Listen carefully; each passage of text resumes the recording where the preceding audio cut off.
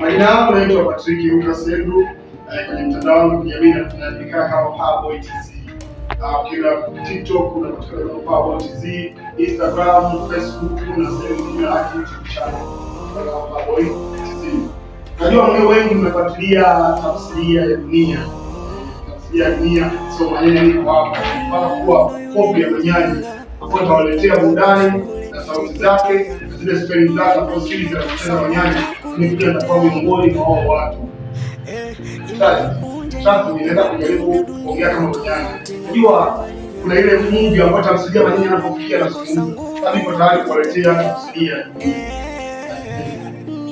Hiyo wife mazingira ya huko ndani ambayo tunafikiria kuishi. Salamu na kazi. Ni wife inaweza kufikia ndoa shindo kufanya kazi na miunganiko baadhi kwa msingi ambao unatumia nyumbani. Change wakati tukijenga. Na vitu vingine ambavyo vinaweza kupelekea yote shindo kuelewana ndani, shindo pendana.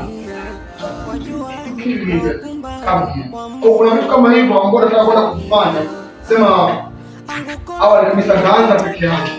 Hapo baadaye napata wacheza kama mnyanya, lakini pia na talent kubwa ambayo inaweza kucheza. Pia nacheza kama Nema, mzee wa midfielder, mzee wa backball. Kwa nacheza. Utaka nicheze kama mmoja mzungu, nacheza. Sema mimi sina ndevu nini, lakini tamthilia ya dunia naweza kuicheza.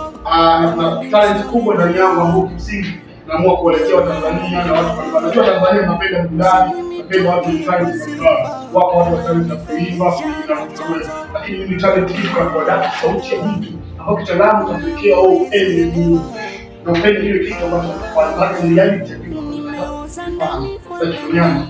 So mwenyewe anafanya kitu ambacho mimi nimekipenda, maana nafanya kama mnyanya. Kwa kitaalamu inapelekea Watanzania mkubali kupokea. Sawa?